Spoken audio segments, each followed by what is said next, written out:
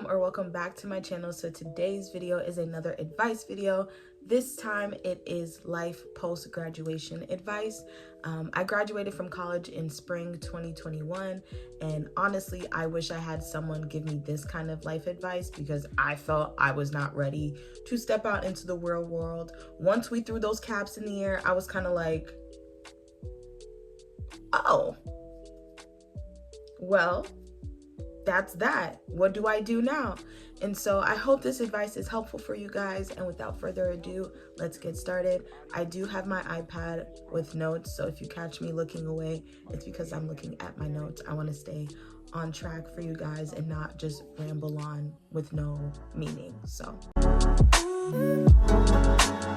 you're gonna feel a lot of different feelings. You're gonna be excited, you're gonna be scared, you're gonna be overwhelmed, you're gonna be confused, you're gonna be shocked. I know I was shocked because getting that degree, especially during COVID,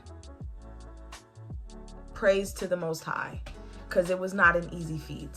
I was definitely feeling a little defeated, but it's totally normal to have all these kinds of feelings because you're about to enter a new chapter of your life. You're leaving college, you're leaving a place where you've been for 4 years to enter a new chapter. And so whatever feelings you are feeling, they are totally valid, and embrace them. It's okay to be sad, it's okay to be angry, it's okay to be happy. They're your feelings, and your experience with college could vary differently. And so you just have to embrace what comes with graduating. Getting a job in your major or field, this varies greatly. It varies on a variety of different things. One, what did you major in, your area of study? Two, where you're going to be working post-graduation. So if you're going to be moving back to your hometown, or you're going to be moving to a busy city or a different state, wherever the case may be, where you are located will also vary in how you get a job. The demand for that job, like every job has pretty high demand at this point, but some jobs, some areas of study have a lot more demand than others. Some have less demand than others. So keep in mind just the overall job demand. And fourth, the job market in the place that you are living. So I currently live in Minnesota. The job market for my area of study is pretty good. It's growing, it's expanding. However, they are looking for people with like years of experience. So not me just yet, but hopefully one day I will get there. So those are the 4 biggest things that I would say you need to consider about getting a job in your area of study. If you are not ready for a full-time job, my biggest piece of advice would be to get a part-time job in your area of study. This will also help you with experience that I mentioned earlier, as some jobs are requiring more experience, but this will also kind of ease your way into working in the full-time workforce. Like I know some people, they do part-time as the max amount of part-time hours that they can do because they're just not ready for full-time yet. But ultimately, you know what's best for you. You know what you're going to be doing. You know the job market for your field better than I do because it, like I said, it varies. But those are the 4 things that I would keep in mind or remember when thinking about, oh, why can't I find a job? This is probably why. To grad school or to not grad school. I know I was in this boat for a while. It took me 2 years to finally decide if I was going to grad school. And like I mentioned in my life updates video, I am currently in grad school getting my master's in public administration. But honestly, grad school is not for everyone. If you don't think you need to get a master's or a doctorate, don't get one. Save your money, save your time, save your energy, but really think about if this is something you want to do. I know some people, depending on their area of study, they don't have a choice, or they have to make that choice pretty quickly about whether or not they want to pursue another higher education degree because it's required for their field. But don't rush your thought process. Really think about if you want to do this. Take a gap year if you need it, or 2 or 3 or 5. Some people take a 10-year gap year and then decide that they're ready to go to grad school. Ultimately, you know yourself the best. And so just really think about it. Grad school can help unlock a field of internships and experience. So as I mentioned earlier, jobs are looking for more experience, and they'll put it on the job description. They'll say bachelor's degree and 4 years experience, or you can have a master's and 1 year of experience. So having that higher education degree, having that master's or that doctorate can really help boost you in terms of your experience. But again, grad school is not for everyone. You can work and work and work and work and work and gain your experience that way, or you can go to grad school, deepen your education and knowledge and understanding about your area of study, and then jump into the work field. So just think about it. I know it took me some time to think about it, so don't feel pressured or rush. Ultimately, ask for advice, see what the people in your field are doing. If it's pretty common for people in your field to get a master's to help boost their employment chances, then I would suggest to get one. But again, if it's not for you, it's not for you.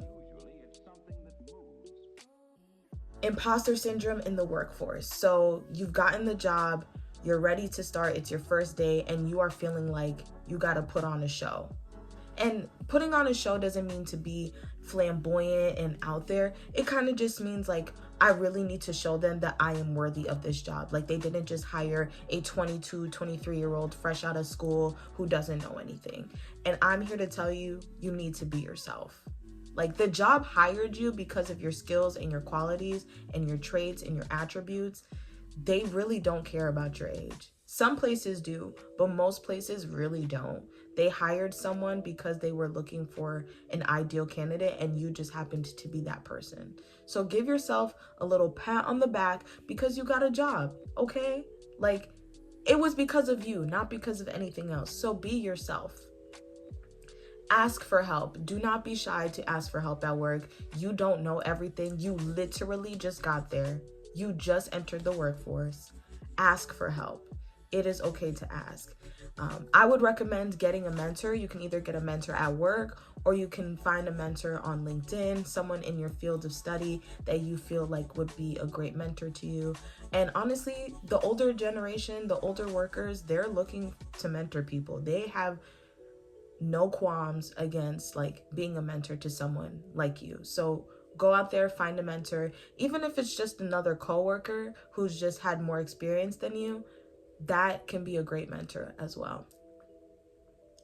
Find your niche or talent on the team.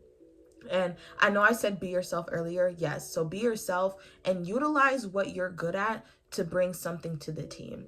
I am the youngest person on my team at work right now, and so I bring the connection of being able to interact with the youth or understand what the youth are going through because I literally was just in their shoes a few years ago.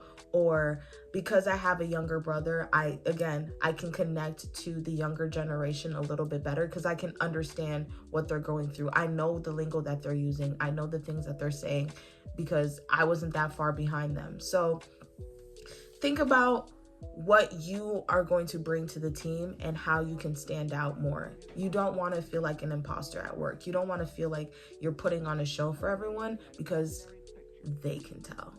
It's something that moves. You've been chilling, cashing out, feeling like a rich bitch in college. Maybe not. I can't speak for everybody.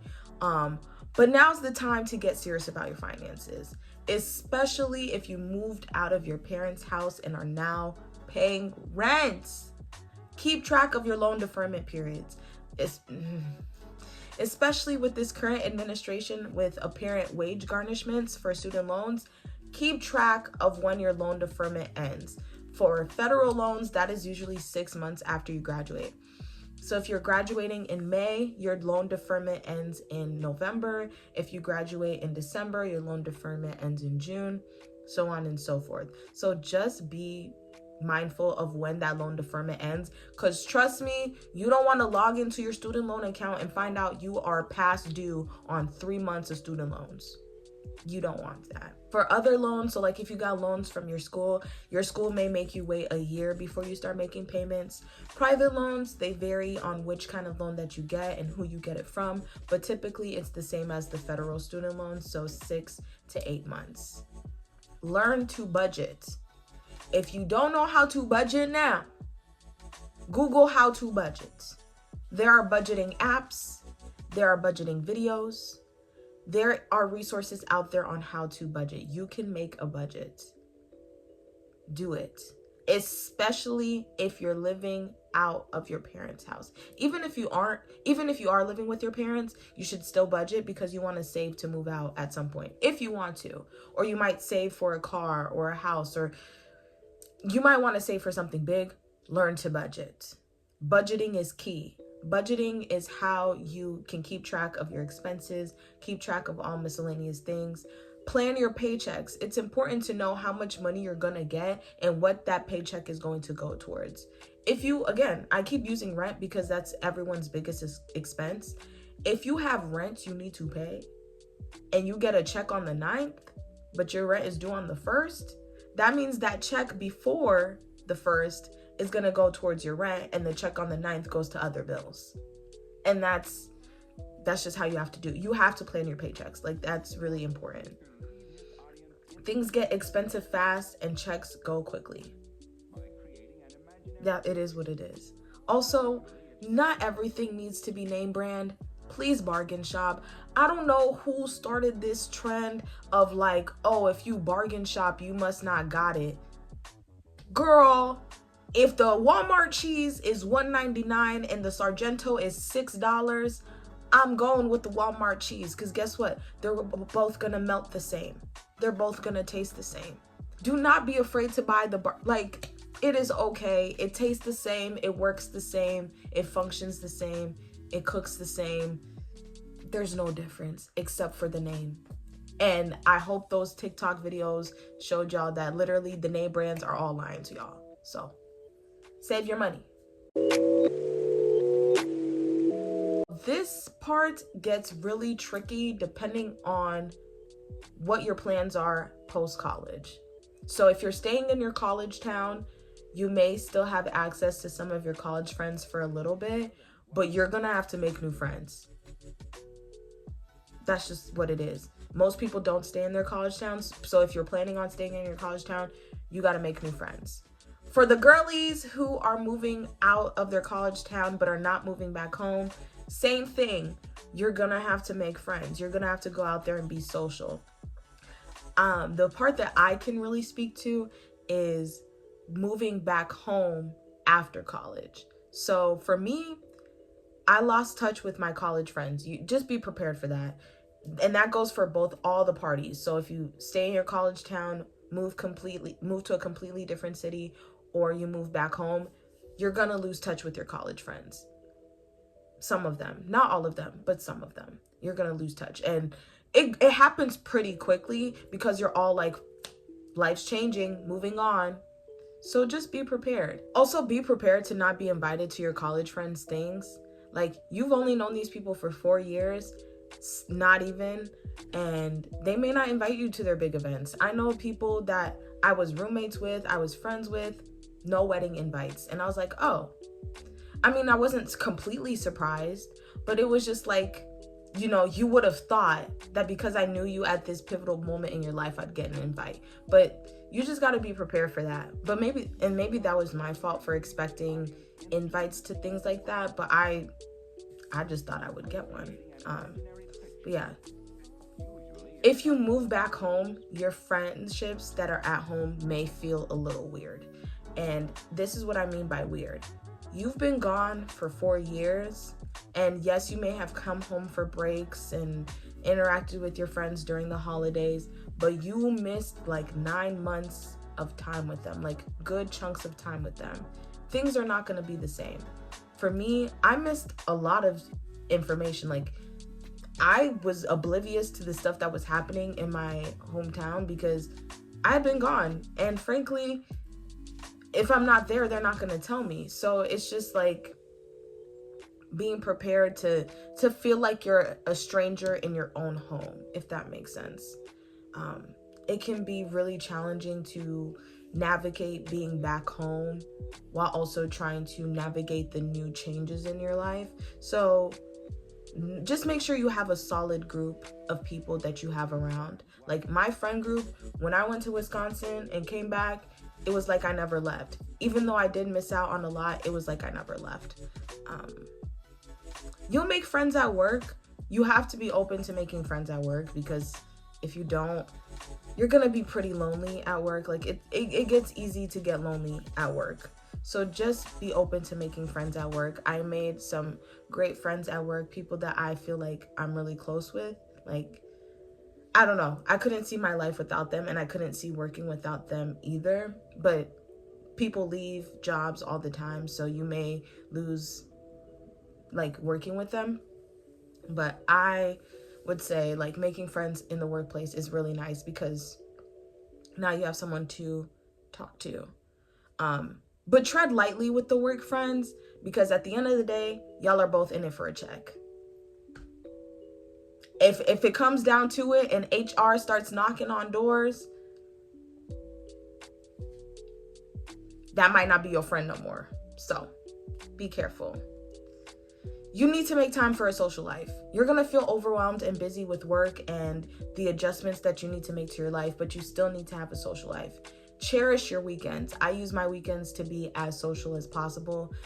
Most times I'm in bed, resting, but on those weekends where I'm like, let's go out, I'm out there, I'm a social butterfly, I'm doing what I need to do. So make time for a social life, even if you have to be social at other places, which is the next point. You need activities to be social. You need activities to make friends. Like, if you're just staying in the house all the time, you're just gonna have online friends. You need to go to the gym. You need to join community groups in your city. You need to go out and have a drink. You need to explore your city. Like, do events, do stuff. Like, you gotta do stuff in order to make friends. Like I said, if you at home all the time, you're not gonna make friends. You need to go out there. And obviously it's gonna be awkward. It's gonna be hard at first. But once you get in the swing of things, once you get in the habit of talking to people, strangers outside of work and your friend circle, it'll come easy. It's not gonna be that bad, I promise. Like, I make friends at the bar all the time. Do we hang out after? Not all the time, but I can say, hey, I know that person. Me and this person are friends. And some people use the term friends very tightly. I use the term friends very, like, it depends. Like, I'll be like, oh, we're friends. Or, oh, I know that person. I try to not put labels on friendships, because everyone has varying levels of friendships. Like, we could be really close friends, or we could just be like baseline friends, like people that know each other, you know. Real life will hit you like a ton of bricks. Find things to lighten the load. Like I said earlier, I was the person that graduated and was like hit with everything, and I couldn't handle it. And so be prepared. Like, it's just gonna happen. Like, that's just life. Like I said, you're going through a new chapter. It's gonna be new changes. Mental health is important. Please, if you don't have a therapist, get one. If you don't want a therapist, get a journal. Do something to ease your mental health. Do something to take care of yourself mentally, because you cannot hold on to that burden or load by yourself. It will be mentally exhausting to have that mental anguish on you. Take breaks and enjoy yourself. You're grown now. You made it. You're out the fire. You know, like, you're doing the damn thing. You're an official adult. You're in the workforce. You are on your own. You are navigating life. You are doing the damn thing. So take breaks and enjoy yourself, because life is short. You finished the hard part, so enjoy it. And celebrate! You graduated! You got a degree. I don't think people understand how hard it is to actually get a degree. To dedicate 4 years of your life to studying something, woo! Give yourself a round of applause, because you did that. And don't let anyone take away that accomplishment from you. Even if someone's like, oh, you just wasted your money. Okay, and you wasted your time. You wasted 4 years doing nothing. I was gonna say something rude, but I was like, no, not everyone is like that. I had to stop myself. But ultimately, celebrate. You did it. Like, you're a college graduate. Like I said, the hard part is over. It's just getting started. Anyways, I hope you guys enjoyed this video. If you did, please give it a big thumbs up. Comment down below which piece of advice that you found helpful, or any other advice that you might have for your fellow post-college graduates. yeah, if you're new to my channel, please click the subscribe button down below. We are 21 subscribers away from hitting 100. I am so excited. Like, I can't wait for the day I hit 100 subscribers. So if you want to help me get to that place, click the subscribe button down below. Anyways, that is all. I hope you have a good rest of your day. Love you, peeps. Bye.